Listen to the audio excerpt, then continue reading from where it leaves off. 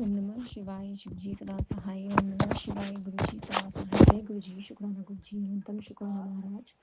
सिंह जी आज हम पढ़ेंगे शिव पुराण ग्रंथ से कोटि रुद्र संहिता का अध्याय 12। ऋषि उवासूत जनासि सकलं वस्तु व्यास प्रसादतः अथवा ज्ञातं च विधेता तस्मा पृच्छामहे वयं लिंग च पूज्यते लोके तत्त्वया कथितं च यत् तथैव न चन्याद्वं कारणं विद्यते ध्रुव बाणरूपा श्रुता लोके पार्वतीषु वल्लभा एतकी कारणं सूत कथयाय त्वं यथा श्रुतं। सूत उवाच कल्पभेदकथा चैव श्रुता व्यासा मनया द्विजा तमेव कथायं परमाश्रिता ऋषिसत्तमा पुरा दारुवने जातं युधितं तु द्विजजन्मनां तदेव श्रूयन्ता समयकथायामे यथा श्रुतम्। दारुणां वनं श्रेष्ठ तत्रासीन् ऋषिसत्तमा शिवभक्ता सदा नित्यं शिवध्यानपरायणं त्रिकालशिवपूजां न कुर्वतं सम्निरन्तरं नानाविधे सत्त्वेद्विधे सृष्टे वुस्ते मुनीश्वरा ते कदा चिन्ने यथा समिधाहारण्य च सर्वे द्विज शर्भा शैवा शिवध्यानपरायणा एतस्मिन्तरे साक्षात् शङ्करो नीललोहिता विरूपं च समयास्थान् परीक्षार्थमागता दिगाम्बरोऽतितेजस्वी भूतिभूषणभूषिता च चेष्टा मकरो दुष्टनां हस्ते लिङ्गं विधारयन् मनसा च प्रियं तेषा कुर्वे चैवनवासिनां जनां जगां त्वरां प्रीत्या भक्तप्रीतो हरस्वयं तदृष्टा ऋषिपतनाय सतां परं त्रासमुपागता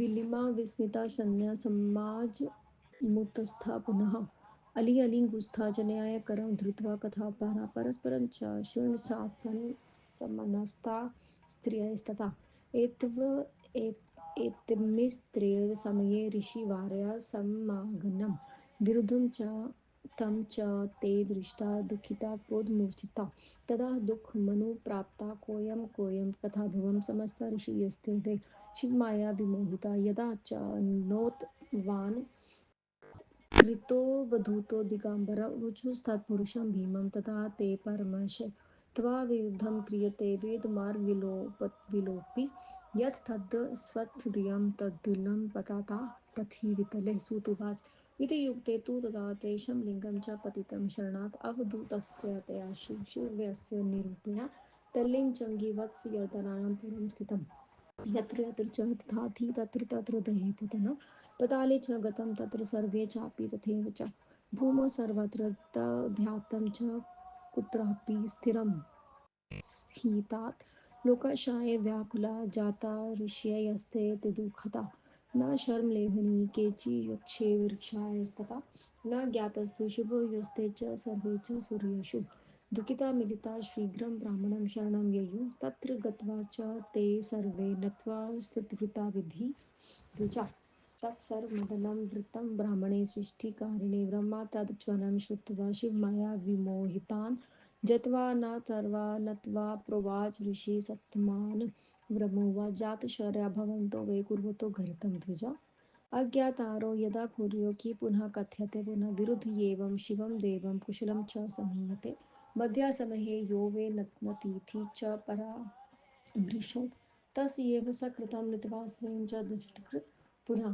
संस्थायापचिच्चातीर्थयति कि पुनः शिवमेव वा यावलिङ्गं स्थिरमेव जगता त्रियते शुभं जायते न तदा कपि सत्यमेतद्वयं द्विषतदा कार्या यथा सर्वस्वास्थ्यभेवधि शिवलिङ्गस्य ऋषियो मनसा समिचारतां सूत उवाच इति युक्तकास्ते ब्राह्मणयो चारु ब्राह्मणमक्षवे किस्मिसंविरुद्धं कार्य तत्कार्यत्वं समादिश इति युक्तमुनिशास्त्रे सर्वलोकपितामहः मुनिशास्त्रसत्ता ब्रह्मा स्वयं प्रवोचभे तथा ब्रह्मोवाच आराध्य गिरिजादेवी प्रार्थनान्तु सुराशिवं योनिरूपा भवेद्वेचे तदा तिस्तराव्रजते तद्विधि प्रवदमये सर्वशृणु सत्मता तामेव कुरुत प्रमेणा प्रसन्ना च भविष्यन्ति कुम्भमेकं च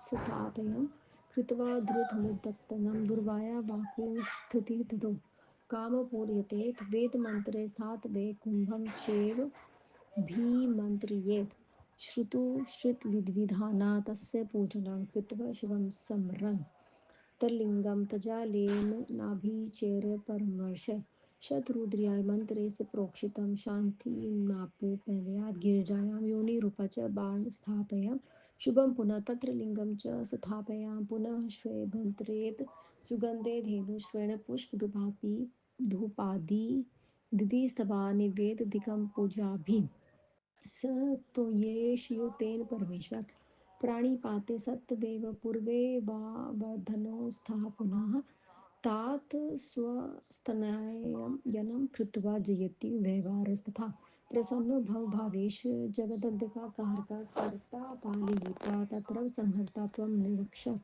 जग जगजगार्धिनार्गो निर्जनं गन्धर्वोऽपि च शान्तो वा महिषान् सर्वलोकक्षयं पालयम् एवं कृते विधौ स्वायथं स्वास्थ्यं भविष्यन्ति न संशयो विकारो न त्रिलोक्यसम्मिं विषयन्ति सुखं सः सूतुवाच इति युक्ते द्विजादेवा प्राणिपत्या पितामहं शिवं तच्छरणं प्रातः सर्वलोकसुखे स्वयां पूजिता पराया भक्ताया प्राणिता शङ्कर तथा सुप्रसन्नतो भूत्वा तानुवाच महेश्वर उवाच ये देवा ईशाय सर्वे मर्चय शृणु तदरा योनिरूपेण मंगिलं धृत चेतस्य तदा सुखं पार्वती न विनानायाय लिंगं धरयुतिशं तया धृतं च मल्लिकं धृत शान्ति गमिष्यति सुतुवाच धृष्ट्वा ऋषि भर्वेद सुप्रसन्ना मुनीश्वरा गृहीत्वा चेत् ब्राह्मणं गिरिजा प्रथिता तथा प्रसन्नं गिरिजा गत्वा वृषभर्ध्वज च पूर्वोच्च विधि कृत्वा स्थापितं लिङ्गमुक्तं मन्त्रो तेन विधानेन देवर्षा ऋष्यास्ततपा शुक्रप्रसन्ना गिरिजां शिवं च धर्महिते समानचोविशेषणेन सर्वे देवर्षाः शिवं ब्रह्मा विष्णु परे चैव त्रिलोके सच राजरं सुप्रसन्न शिवो जातः शिवा च जगदम्बिका धृततया च तल्लिङ्ग तेन रूपेण ते तदा लोकानां स्थापिते लिङ्गे कल्याणकं चापवदता प्रसिद्ध चेव तल्लिङ्गं त्रिलोकामाय भवद्विजा हष्टेशमिति विख्याततच्छिन्वामेर्मत्यापि पूजना तस्य लोकानां सुखा भवन्ति सर्वथा इह सर्वसमृद्धिस्त्रायाना सुखवाहाधिका पत्रपरमा मुक्तिनात्रं कार्यविचरणा ओम नमः शिवाय शिवजी सदा सहाय ओम नमः शिवाय गुरुजी सदा सहाय जय गुरुजी शुक्राना गुरुजी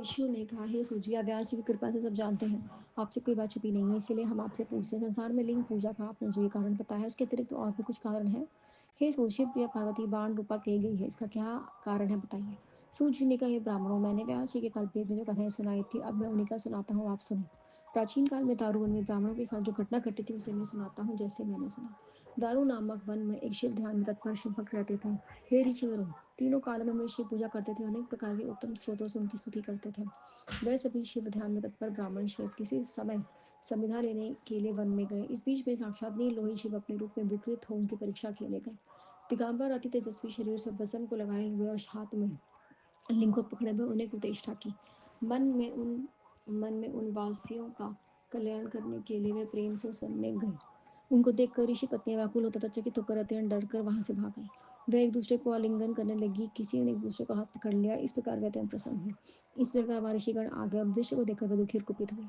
सब दुखी होकर शिव माया से मोहित हो गए ऋषि ये कौन है कहने लगे जब वह दो दिगंबर कुछ नहीं बोला तब उस भयंकर पुरुष ने ऋषियों से कहा तुम वेद मार्ग से लुप्त होने वाला दुष्कर्म कर रहे हो इसलिए तुम्हारा यह लिंग पृथ्वी पर गिर जाएगा सूर्य ने कहा उनके इतना कहते ही क्षण भर में अद्भुत रूप अवधूत शिव का वह लिंग पृथ्वी पर गिर गया अग्नि के समान वह लिंग जहाँ जहाँ जा रहा था वहां वह जलाता जा रहा था वह स्वर्ग पताल और भूमि में गया किंतु वह कहीं स्थिर नहीं हो सका सभी लोग ऋषिगण तथा देवता अत्यंत दुखी हुए उस समय कोई सुखी नहीं था जिन देवर्षियों ने यह नहीं जाना था कि वे साक्षात शिव हैं, वे सभी दुखी होकर मिलकर ब्रह्मा की शरण में गए।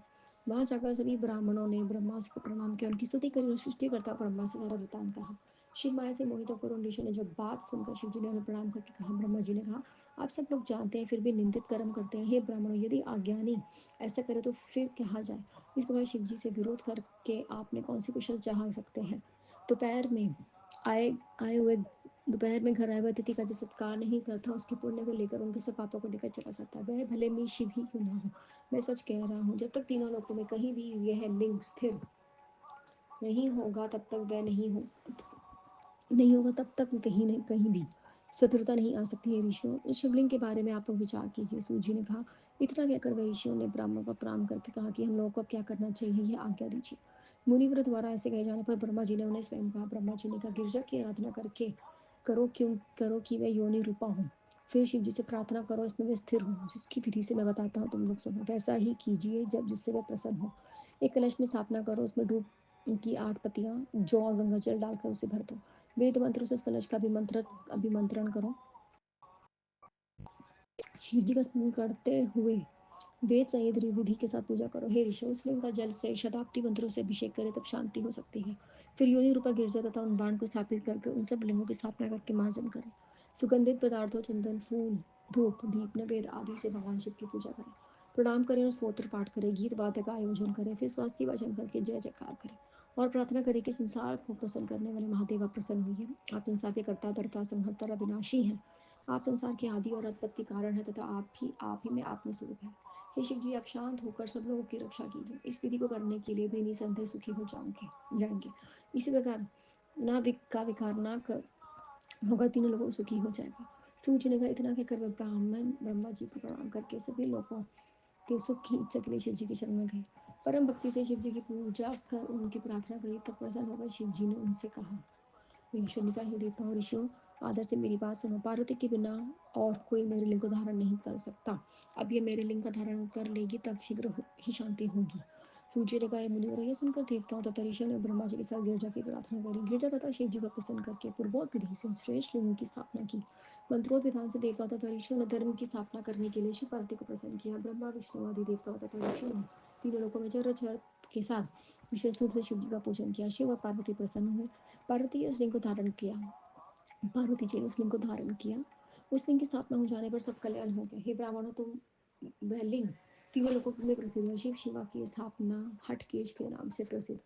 उसकी पूजा से सभी लोग सुखी होते हैं।